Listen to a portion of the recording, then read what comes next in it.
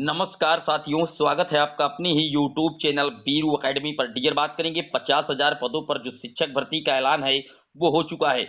बात करेंगे बीएड चयनित शिक्षकों से जुड़ी बड़ी अपडेट पर चर्चा करेंगे। एनआईओएस डीएलएड को लेकर के क्या आखिर संभावनाएं हो उस पर भी बात करेंगे। लेकिन चैनल पर जितने लोग पहली बार विजिट कर रहे हैं सब्सक्राइब करके बेल आइकन प्रेस कर लीजिए। डियर आपकी स्क्रीन पर आप देख सकते हैं, यहाँ पर बिहार में 1 लाख शिक्षकों की होगी बहाली। यहाँ पर शिक्षा विभाग के जो अपर मुख्य सचिव हैं के पाठक ने कहा है कि बिहार में शिक्षक नियुक्ति के लिए हाल ही में परीक्षा हुई है। इसके साथ ही 1 लाख शिक्षकों की बहाली जल्द होगी। प्रत्येक साल अगस्त माह में 50,000 शिक्षकों की वैकेंसी निकाली जाएगी। तो आप देख सकते हैं, बिहार में लगातार जो बीपीएससी के चेयरमैन कहें या शिक्षा विभाग के जो अपर मुख्य सचिव हैं के पाठक और अतुल प्रसाद जी, इनकी तरफ से जो शिक्षक भर्तियों का आयोजन है वो लगातार किया जा रहा है। अभी कुछ देर पहले आपने देखा कि बिहार में जो दूसरे चरण की शिक्षक भर्ती हुई थी, सेकंड फेज की 2.0, उसका जो रिजल्ट है वो अभी पब्लिश किया गया है। अब आप समझ सकते हैं कि अगस्त में ये 50,000 शिक्षक भर्ती की बात कर रहे हैं कि हम फिर से निकालेंगे। देखिए डियर, उसके लिए इनको लगभग 4 से 5 माह का समय लग जाएगा उसको जो प्रोसीजिंग है वो शो करने में। तो आप ये मान लीजिए कि ये जिस तरीके से हर साल प्रतिवर्ष शिक्षक भर्ती की बात कर रहे हैं, तो यहाँ पर इन्होंने साफ-साफ मेंशन किया है। अभी आपने हाल ही में टीआरई के पेपर्स को देखे हैं, लगातार किस तरीके से इनका पेपर पैटर्न है, वो सब आज आप बखूबी आप अच्छे से देख पा रहे हैं। यहाँ पर जो प्राथमिक लेवल की शिक्षक भर्ती होगी, उसके लिए केवल और केवल डीएलएड के कैंडिडेट ही अलाउ किए गए हैं। यहाँ पर इन्होंने लिख दिया है कि इस वर्ष के पास डीएलएड छात्र को भी परीक्षा में शामिल होने के लिए अनुमति दी जाएगी। आप लोग स्कूल जाने की आदत डालें, शिक्षक का पेशा बहुत ही नोबल है। इन्होंने इस तरीके की कई बातें मेंशन की हैं। तो आप समझ सकते हैं कि इसके लिए प्राथमिक के लिए तो केवल डीएलएड कैंडिडेट को ही अलाउ किया जाएगा, लेकिन 6 to 8 के लिए पूरी तरीके से कहीं ना कहीं बीएड के कैंडिडेट भी एलिजिबल हैं।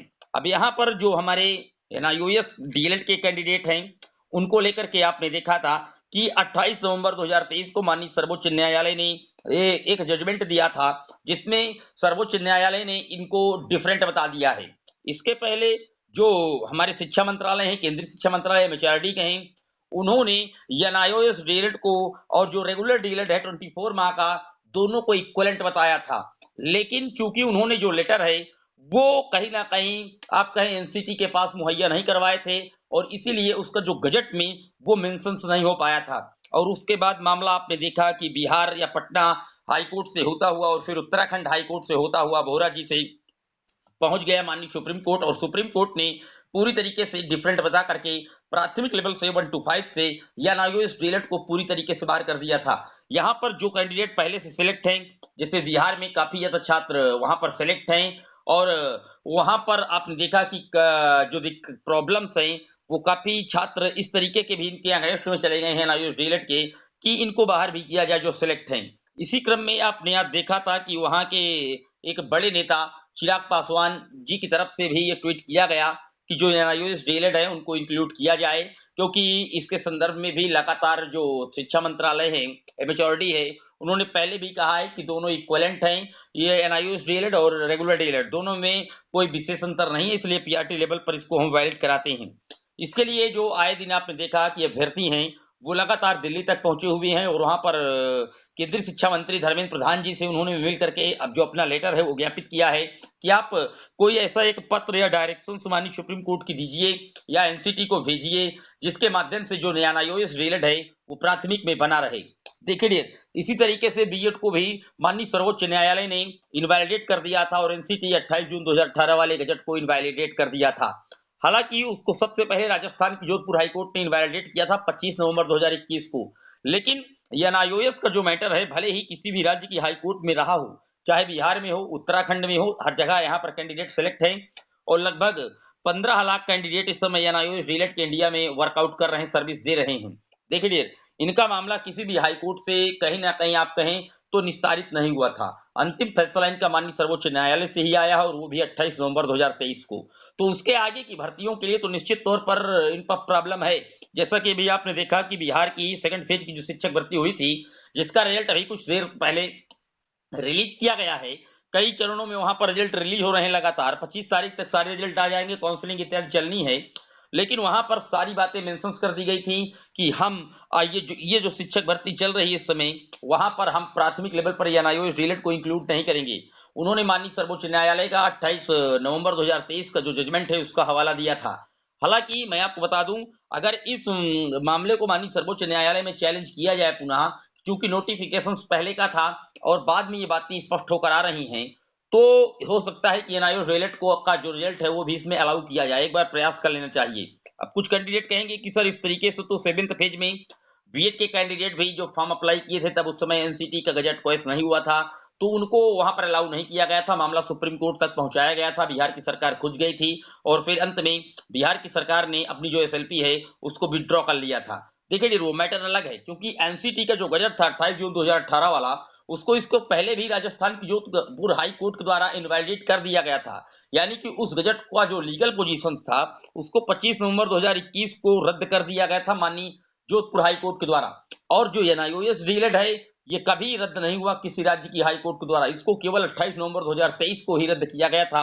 माननीय सर्वोच्च न्यायालय के द्वारा इन्होंने डिफरेंट बता दिया था, चूंकि 2 पॉइंट वहां पर रखे गए थे कि 18 माह का कोर्स है और इन सर्विस टीचर्स के लिए है। इस तरीके की जो दलीलें हैं वो माननीय सुप्रीम कोर्ट में जो जस्टिस थे उनके द्वारा दिए गए थे। तो यहाँ पर अभी 8वें चरण की जो शिक्षक भर्ती का जो रिजल्ट जारी हो रहा है बिहार में, उसको लेकर के अगर कैंडिडेट आधार बनाते हैं माननीय सर्वोच्च न्यायालय में एनआईओएस डीएलएड के, तो इनको एक रास्ता मिल सकता है। अब यहाँ पर लगातार कमेंट आ रहे हैं कि सर जो पहले से सिलेक्ट है, देखिए वो पूरी तरीके से सेफ है, क्योंकि एनआईओएस डीएलएड का कोई भी मामला किसी भी राज्य की हाई कोर्ट पर कोई पेंडिंग नहीं है। लेकिन अगर बात की जाए बीएड कैंडिडेटों की, जो चयनित शिक्षक साथी हैं उन पर अभी आपने देखा हाल ही में उत्तराखंड राज्य रहा हो, बात करें बिहार की 6वें चरण की शिक्षक भर्ती रही हो, जहां पर इन दोनों राज्यों की हाईकोर्ट के द्वारा जो बीएड के कैंडिडेट चयनित हैं शिक्षक बनकर के सेवाएं दे रहे हैं, उनको कहीं ना कहीं आप कहें तो बाहर करने का आदेश दिया गया था और अनुच्छेद 141 का हवाला दिया गया कि सुप्रीम कोर्ट की जजमेंट के अकॉर्डिंग हमारे हाथ बंधे हुए हैं और इसलिए अब बीएड जो चयनित हैं उनको उनको कहीं ना कहीं 11 अगस्त 2023 के जजमेंट के अकॉर्डिंग उनको एट इज प्रोसीड किया जाएगा। अब वहां पर आपने देखा कि राज्य सरकार या शिक्षा विभाग की तरफ से बीएड कैंडिडेटों का जो डाटा है वो लगातार मंगाया जा रहा है। उत्तराखंड में भी सेम पोजीशन है और बिहार में आपने देखा पटना हाईकोर्ट में जो 6वें चरण का मैटर है, जहां पर लगभग 20 से 22 हजार कैंडिडेट ऑलरेडी चयनित हैं, लेकिन उनको बचाने के लिए सरकार ने एक बार ये जरूर कहा है कि हम माननीय सर्वोच्च न्यायालय का दरवाजा खटखटाएंगे इनके लिए, चूंकि ये 2 साल से सर्विस में है और अपनी सेवाएं लगातार दे रहे हैं, राज्यकर्मी है हमारे। प्रयास निश्चित तौर पर सरकार को करना भी चाहिए और सरकार इसके लिए कमर कस चुकी है। माननीय सर्वोच्च न्यायालय का जो दरवाजा है वो खटखटाने जा रही है। अब आपने देखा इस तरीके के कई मैटर आए हैं। अब यहाँ पर जो छत्तीसगढ़ और मध्य प्रदेश का जो मैटर फंसा हुआ है उसके संदर्भ में भी कई सारे बच्चे हमारे पास लगातार कमेंट कर रहे हैं कि सर यहाँ पर क्या होगा, चूंकि यहाँ पर जो सुनवाई की डेट है वो लार्ज काफी ज्यादा डेट जो एक्सटेंड है वो कर दी जा रही है। छत्तीसगढ़ में आप जानते हैं कि वहां पर राज्य सरकार ने जो अपना जवाब है वो पेश कर दिया है। हालांकि वहां की नियुक्ति जो है वो 11 अगस्त 2023 के जजमेंट के बाद हुई है और जबकि माननीय सुप्रीम कोर्ट ने एक ही लाइन में बिहार शिक्षक भर्ती के अकॉर्डिंग जो 7वें फेज की चल रही थी, वहां पर 3 जजों की बेंच के द्वारा एक लाइन में एक ऑर्डर आया था और उन्होंने कहा था कि 11 अगस्त 2023 के बाद नो बीएड नो पोस्ट, यानी कि 11 अगस्त 2023 के बाद किसी भी रिक्रूटमेंट में पीआरटी लेवल पर बीएड को अपॉइंट नहीं किया जाएगा। तो इस पॉइंट के आधार पर छत्तीसगढ़ में निश्चित तौर पर जो अपॉइंटमेंट हुए हैं, हालांकि उनके सारे अपॉइंटमेंट अभी माननीय छत्तीसगढ़ हाईकोर्ट के अंतिम आदेश पर टिके हुए हैं। मेरिट और लॉ पर डिसाइड होने का जो आदेश है सुप्रीम कोर्ट ने वो छत्तीसगढ़ हाईकोर्ट को दे रखा है।